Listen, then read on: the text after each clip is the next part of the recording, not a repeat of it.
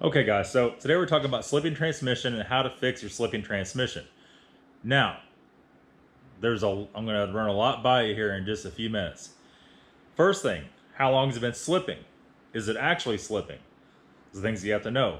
If it's been physically slipping for a while, it's probably junk, right? It's probably already stripped the clutch packs out.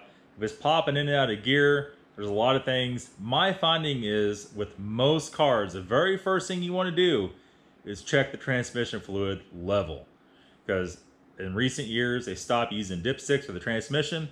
You have to fill it to the side when the car is running. All Chevy stuff went to that. Most everything's gone to that at this point. Now, that opens up for a few things. People don't check it as often, and a lot of shops don't fill them correctly. So you actually are running low on fluid when you don't even know you were low on fluid. And a lot of it never was filled or it's sprung a leak, so on and so on. Now, the other thing is whether it has the correct fluid in it to start with. Different fluids are different viscosities. They're thicker, they're thinner. There's different material in the fluid. Now, for a lot of the foreign cars, you see me using this a lot. This is Valvoline Max Life multi-vehicle. This is really good all-around fluid for most cars. You could even use this in the Chevy. They have non-import variants of that for Chevy. They have the Ford stuff. They have, Motorcraft versions, all that kind of stuff, right? Is it necessary to get the actual OEM ZF or whatever brand new transmission fluid? Not really.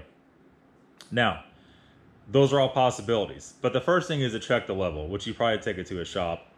It probably doesn't have a dipstick, right? If it has a dipstick, check it, smell it, see if it's burnt.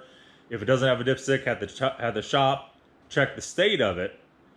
They could crack the drain plug just a little bit, let some trickle out in a little glass or something, or on a paper towel. Check the state of it, smell it, taste it. Don't taste it. And usually you can tell the state of it. Now, on a lot of these German cars, 90% of the time, you can fix it with the fluid and filter change. Now, depends on what kind of filter you have.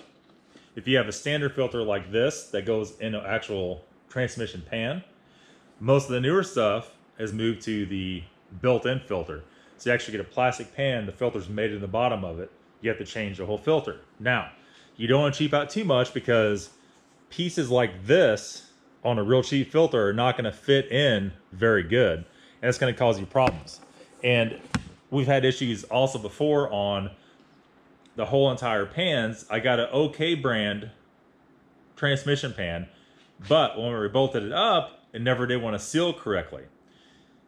Went ahead and took that back off, put on an actual ZF legit pan, and it fixed all the problems straight away.